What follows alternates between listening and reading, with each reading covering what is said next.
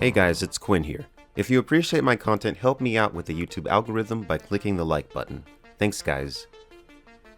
The Hyperion Cantos by Dan Simmons takes place hundreds of years in our future.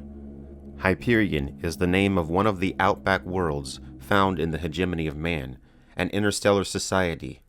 In the opening of the first book, Hyperion, 7 pilgrims were chosen by the Church of the Final Atonement to partake in the Shrike Pilgrimage. The Church of the Final Atonement, which was also known as the Shrike Church, had many temples, the largest of which resided on the web world of Lussus, and there was also one on the outback world of Hyperion. The church used their bureaucratic and political power to influence much of what happens on Hyperion. Often the Shrike Church allowed off-worlders to partake in the pilgrimage into the territory of the legendary being known as the Shrike. But the creature known as the Shrike, which I have covered in these videos here, has almost never allowed anyone to return once they have entered his domain. The Church of the Shrike chooses its sacrificial victims from thousands of volunteers. The web is full of stupid, depressed people. Few of these return. The Shrike is one of the most mysterious and feared beings in the universe.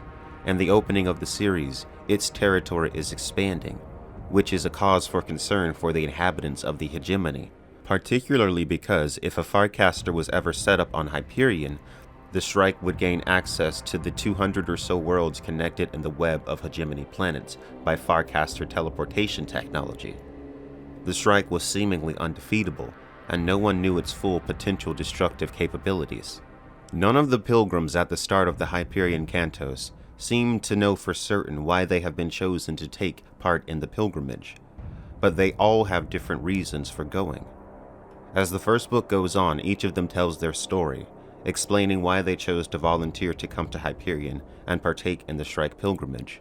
The pilgrims had to be approved by both the hegemony and the church before they were allowed to make the voyage to Hyperion, and the reasons for the specific people chosen was never transparent.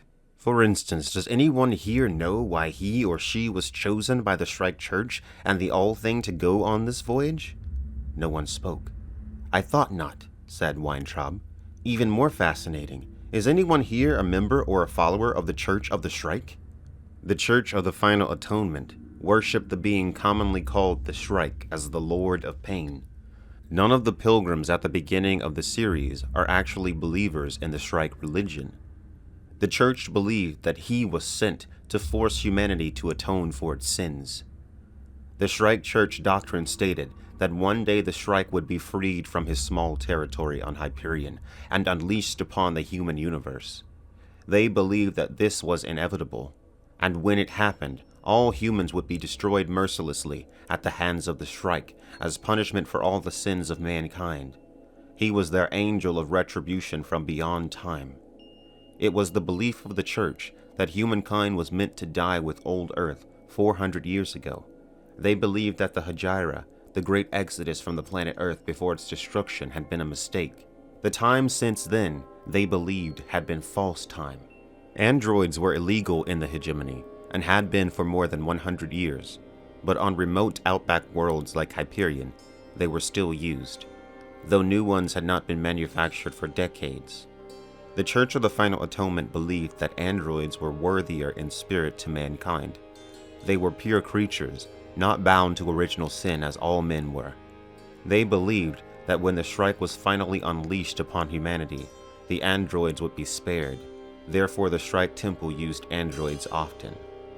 The Shrike Temple had used androids extensively, complying with the Church of the Shrike doctrine, which proclaimed that androids were free from original sin, therefore spiritually superior to humankind, and, incidentally, exempt from the Shrike's terrible and inevitable retribution. The Shrike Temple on Hyperion was the planet's most popular tourist attraction. The central temple was an enormous spiraling Gothic-like cathedral structure.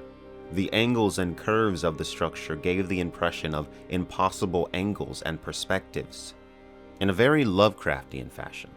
Shrike Church's central temple was part awe-inspiring cathedral, part Gothic joke with its fluid, buttressed curves of stone, perma-bonded to its whiskered alloy skeleton, part esker print with its tricks of perspective and impossible angles, part Boschian nightmare with its tunnel entrances, hidden chambers, dark gardens, and forbidden sections, and more than anything else, it had been a part of Hyperion's past.